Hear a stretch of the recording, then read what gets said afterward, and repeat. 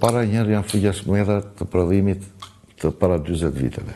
Nuk mund të krahasohen me gjuhësit e rinj Su-35 dhe Su-30 më të forcave. Po dhe rusët nuk është se kanë hedhur shumë aviacion në luftë. F-16 unë mendoj dhe kështu është përdoren për të mbrojtur për mbrojtjen kombëtare të Kievit. F-16 janë arma më efektive pas raketave për të sulmuar Shahedët dhe raketat kruiz. Ndërsa MiG-29 dhe Su-27 dhe Su-24 që kanë akoma në përdorim ukrainasit, shumë pak, krahasim me rusët, i kanë përshtatur për të bombarduar me predhat moderne perëndimore, të drejtuara, me bombat e drejtuara, për të goditur objektiva në front. Pra, natyra e luftës toksore në frontin Ukrainas ka ndryshuar. Pikërisht për këtë supremacia toksore ruse, me tanke, mjetet blinduara dhe me artilleri, nuk ka dhënë efektin e pritur për të shpartalluar frontin në një pikë apo në disa pika. Kjo mos ka edhe lidhje për një lloj balance që ka midis mbrojtësve dhe sulmuesve, thuhet që ukrainasit kanë 600.000 ushtarë në mbrojtje, rusët kanë 700.000 në të njëjtën mbi fronti. Në një kohë që duhet të ishin pak në 2 milion. Dhe ka dhe një diferencë, sepse Ukraina ka shpallur mobilizimin e përgjithshëm, rusët se kanë shpallur. Po normal, nuk e quhen të arsyeshme shpalljen, po nëse lufta nuk mund të vazhdojë pa mbarim. Ose Putini do të shpallë realizimin e objektive të operacionit special ushtarak, ose do të shpallë mobilizime në bazë të pjesme në zonat caktuara për të rekrutuar 1 milion ushtarë, të cilët do t'i duhet pak të 6 muaj të stërvis, t'i pajis dhe t'i hedhë në sulm, në mësymje. Ndërkohë që ka vështirësi në kranën e punës. Sot Rusia ka uri për krah punës sepse nuk ka rini. Avantazhi më i madh i mësymësit, sidomos në një front 1200 kilometra. Front shumë të madh. Për të krijuar një ide që fillon nga Pulja dhe mbaron në zemrat e Europës. Edhe sidomos në terren fushor, avantazhi i sulmuesit është ai mund të përqendrojë forcat e veta, grushtin e vet goditës në çdo pikë të frontit.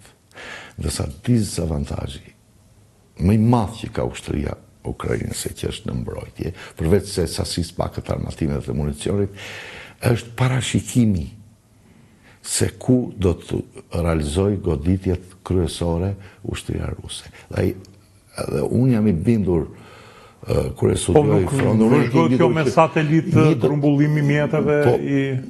Ka metoda mashtrimi dhe zbulimi dhe kundër zbulimi të shumë llojshme, nuk është se është edhe sateliti, nuk është se është 100% efektiv. Edhe zbulimi me anë të dronëve nuk është 100% efektiv. Unë mendoj që ushtria ukrainase, forcat e veta kryesore, mbi 60% i mban të tërhequra. Sepse është pikërisht kjo që nuk mund të parashikoj dot në 1200 km front se ku mund të realizoj goditjet e veta. Gjatë mësymjes në thonjzat të ushtrisë ruse të kësaj vere, në fakt nuk ishte mësymje, ishte sulme të shpeshta në shumë pika, sulme taktike, nga që dronët mbizotronin atë fashën e vijës së kufirit, e cila në varësi të teknologjisë shkon deri në 40 kilometër e thellë.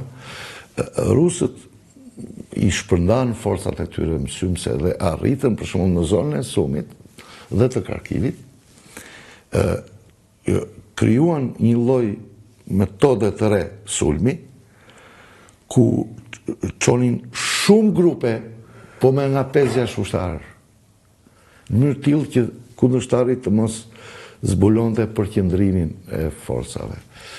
Gjithsesi u thash, unë mendoj që iniciativa strategjike ruse në frontin toksor po i mbaron afati kohor i saj, sepse pikërisht për faktin që po dhe 15 ditë, maksimumi 1 muaj. Në fund të tetorit fillojnë mes të tetorit fillojnë shirat dhe për gjitha rrugët, rasputica e famshme e asaj zone. Ndërsa në ajër kuptohet që ka iniciativën strategjike, në det nuk e ka. Ky është rasti i asimetrisë së kulluar në një luftë detare. Ukraina vetëm me disa anije patrolluese lumore, me asnjë anije luftarake në detin e Zi, ka bërë që flota ruse të fshihet në portin më të largët rus në detin Azov, bile në skajet e detit Zi. Në skajet e detit e vërtetë. Me dronët ujor. Zoti Shko, thuhet që është e bie Pokrovski, mbrapa Ukrainës nuk kanë vija fortifikime të qëndësishme. Të paktën shkuthoj deri para 3-4 muajve, po mund të kenë punuar tani në verë. Po për shembull në një inspektim që bëri në Kharkiv vetë Zelenski, pa që ishin marrë fondet, por për shembull ato dhëmbët e dragojit që janë kundra tankeve, ishin lënë grumbuj, nuk ishin shpërndarë. Pra, kishte një lloj abuzimi nga firmat sipërmarrëse. Ata e kanë një problem korrupsionin, fakti që pati demonstrata, sepse goditën si me thënë Altin Dumanin e Ukrainës. E cila shemër në duket. Pikërisht, unë me këtë që thatë ju, përforcohet ajo që sa po thash, vullnetin e fuqishëm të popullit Ukrainës. Edhe për të mbrojtur edhe për të vjedhur. Edhe popullit, në qoftë se ka pasur alternativa për të larguar Dumanin e Ukrainës, dhe populli çohet demonstrat, duke qenë në luftë, të thotë që kjo është pjesë e vullnetit atij populli. Atë më tepër e kishin me hajdutin se sa e kishin me rusin, në fakt. Gjithsesi. Shiko, karakteristika e fortifikimit gjatë kësaj lufte ka qenë e tillë. Nuk është se ka pasur objekte të fortifikuara betonarme me të cilat jemi mësuar dhe kemi përgatitur ne këtu në Shqipëri, apo dhe vijat e fortifikuara, të cilat, me thënë drejtën, duan vite të tëra të ndërtohen. Karakteristikat e ndërtimit vijat fortifikuara në Ukrainë janë thjesht transhe dhe hendek lidhje të thelluara me përforcim metrar në maksimum. Po, ashtu. Të vetmet objekte të betonalizuar, në thojë se janë këto elementet kundër tank.